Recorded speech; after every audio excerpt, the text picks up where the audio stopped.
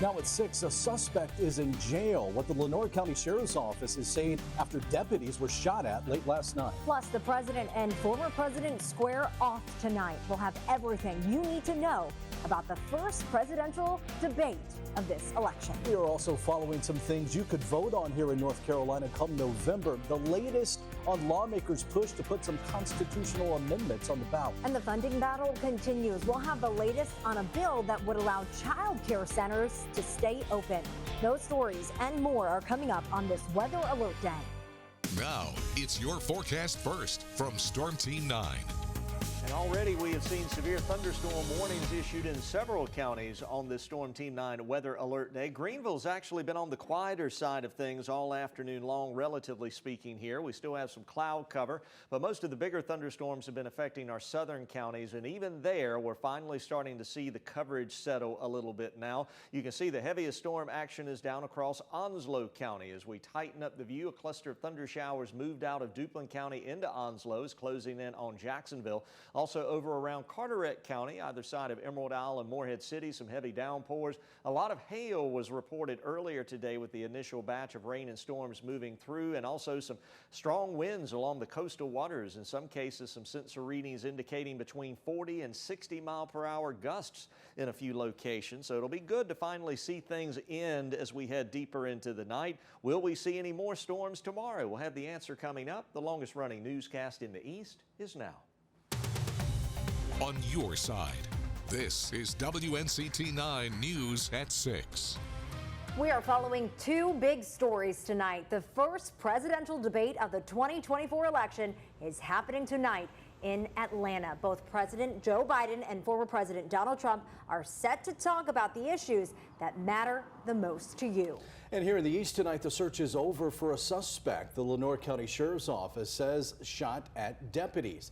That is where we start this evening. Hello, everyone. Thanks for joining us here at 6. I'm Ken Watlington. And I'm Courtney Courtwright. Deputies say 19-year-old Jail Hardy is in jail for his possible role in this shooting. Let's take a look at where that happened. The Sheriff's Office says it happened around 11:30 last night near the LaGrange Public Library. That is over on Washington Street. Deputies say they were there checking on a suspicious car. They say Hardy ran away and they found a gun in the car. While they were searching for Hardy, they say he started shooting at them. They say no one was hurt, but a patrol car was shot. The Sheriff's Office says Hardy was stopped in a car on Washington Street just before noon today. He was arrested and is now facing several charges, including attempted murder. He was given no bond. In Havelock, police are asking for your help in a 1997 double murder investigation. They say it happened in November of that year during a robbery at the Friendly Pond at the Slocum Village Shopping Center.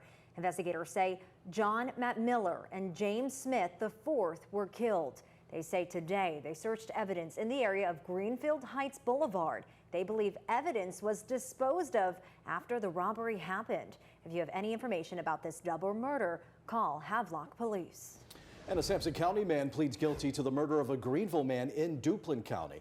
The district attorney says Antonio Murphy will spend 25 to 31 years in prison for the 2020 murder of Randy Rolla. Beulahville police say they found Rolla and Michael Bryant Jr. shot in the McDonald's parking lot. Both men were taken to a local hospital. That's where Rolla died. Bryant was treated and released.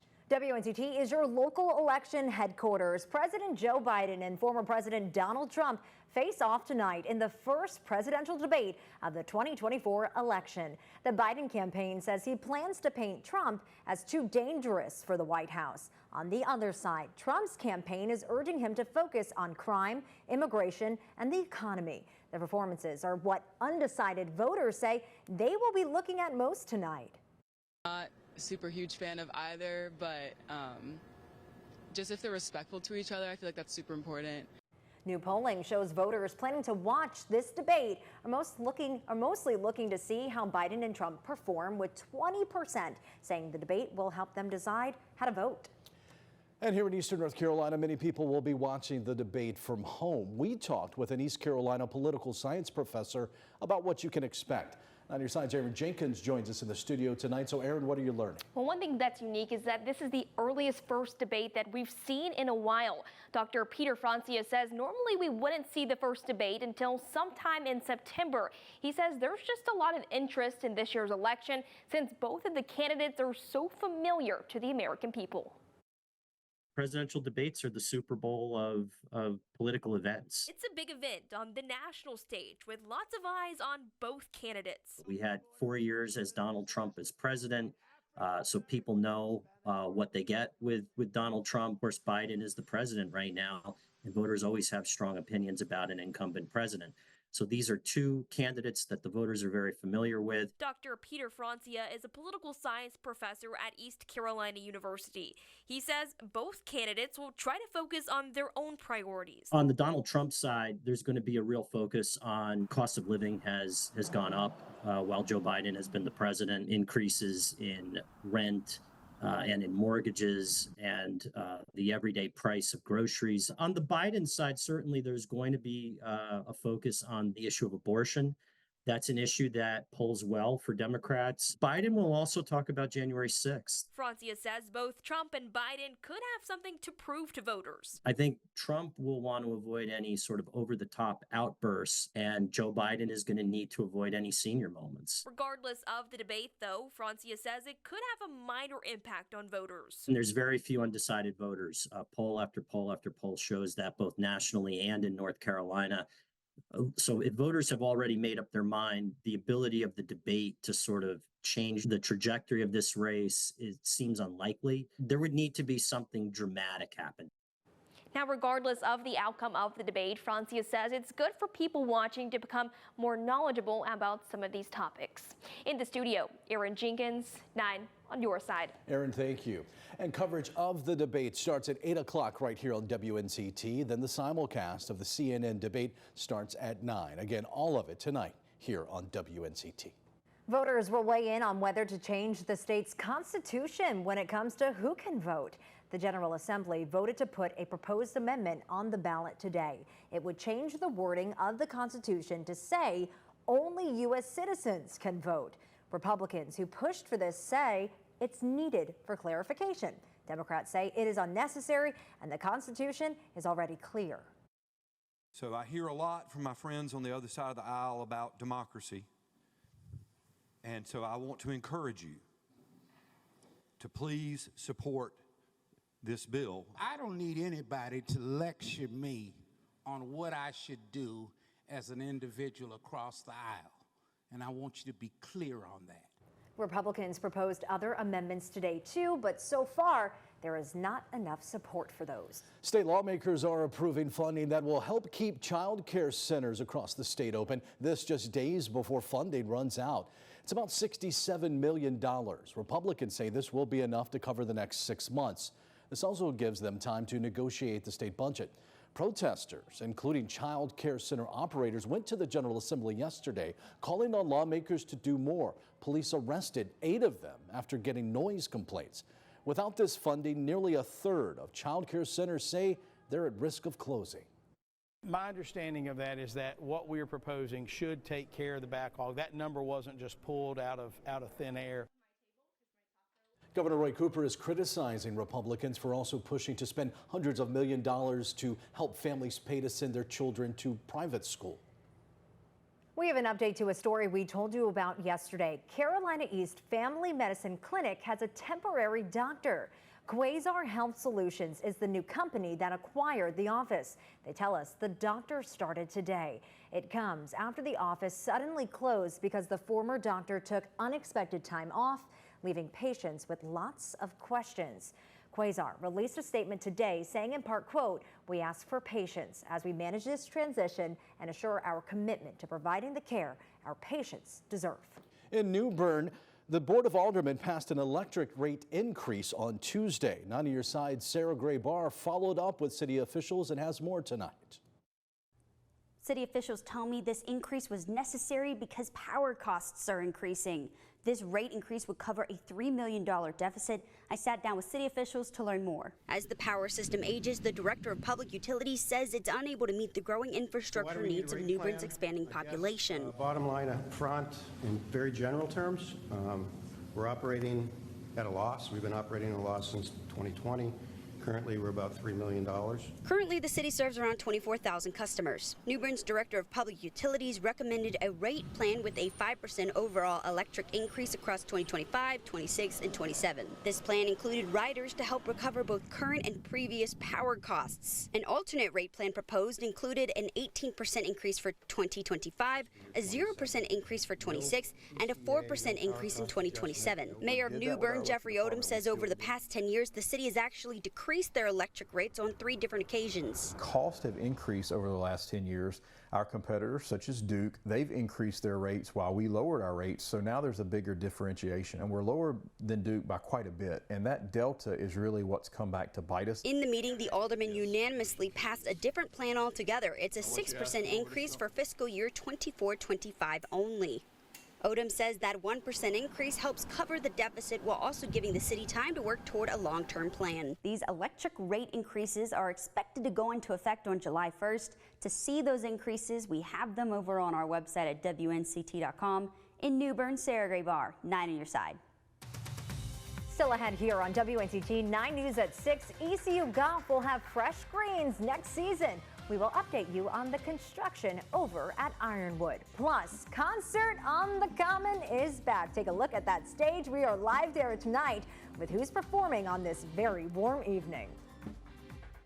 And it has been a very warm day of weather and a very stormy day of weather, too, with a lot of thunderstorms through eastern North Carolina, some severe. We'll talk about it next.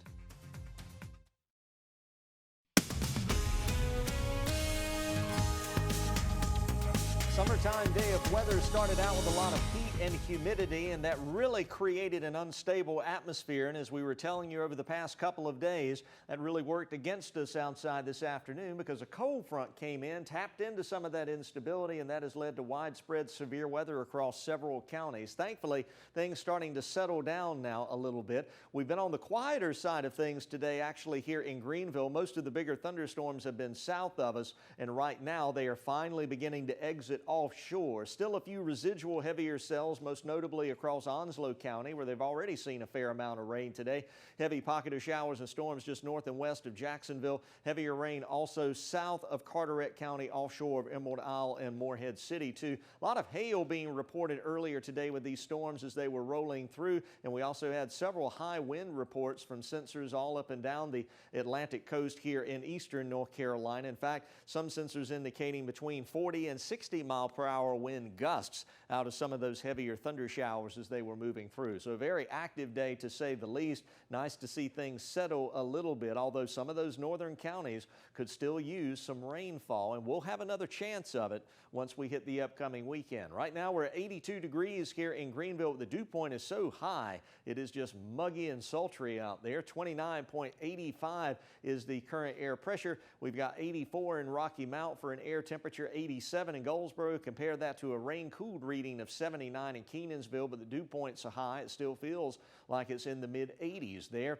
Our wind field has been all over the place at times today, as have the temperatures throughout the Carolinas. Columbia is still pushing close to 90, about to dip into the 70s over in Asheville, and it is 76 right now in Wilmington, North Carolina. So again, a little variety if nothing else. On the wide view, you can clearly see the back edge in association with the cold front coming into view. This front will begin to slide offshore later tonight, helping us to revert back to more typical summertime weather for Friday and Saturday. We'll see sunshine, seasonal levels of heat with only a slight chance of a few summertime storms. Now, as we move late Saturday into Sunday, we turn our attention to a new cold front that will edge closer, and as this boundary gets in and eventually stalls out nearby, it will not only cool our temperatures, but it may provide a more prolonged chance of showers and thunderstorms Sunday into Monday, which is what some counties still need, believe it or not. Out in the tropics, we're monitoring one area of interest that has potential for development here. Here it is way out there in the Atlantic southwest of the Cape Verde Islands. It's moving westward, starting to get a decent circulation associated with it now. If it holds together, it could become tropical. It's still about 10 days away. We have a long time to track it to figure out where it will head. Download our Storm Team 9 mobile weather app and you can track the tropics with us. Tonight, any early storms will be clearing out later on. We'll see overnight lows in the 70s. Tomorrow, partly cloudy and more seasonal and a little quieter. There may be a few odd summertime thunderstorms here or there. Your beach and boating forecast, moderate rip current risk. Sea is averaging 2 to 3 feet for the ocean, 1 to 2 foot for the sounds. That inland Storm Team 9 7-day forecast, mid-90s on Saturday and Sunday. And then late Sunday into Monday, here comes the cold front, a high of 86 on Monday. There will be a chance of showers and storms, but I'll take the rain at this point if we can just knock the temperature back. That's true. Not the greatest day of weather out there, but it's a great day to have a birthday. Happy birthday to my mom, hopefully watching in Plymouth. Hope you had a great day. And hopefully we've got a cooler day for her on the 7-day forecast. Those June birthdays are always a little toasty. They are, We'll get there. We'll get the cool weather coming in. Yes, we will. Cooler weather. Thanks, Terry. Relative, Goodbye, Yellow Brick Road. Hello, Town Common. It's not Benny and the Jets, it's Greggy and the Jets at the concert on the Common tonight. They're playing all your Elton John favorites to become a tiny dancer or even a rocket man. Don't go breaking my heart and head on out to the Town Common in downtown Greenville for all the great music going on right now through about 8 o'clock tonight. Ken, I thought you were going to sing some of those. No. Upgrades are still happening over at Ironwood. When we come back at 6, we'll take a look at how things are going over there and how it could benefit the ECU Pirate Golf Team.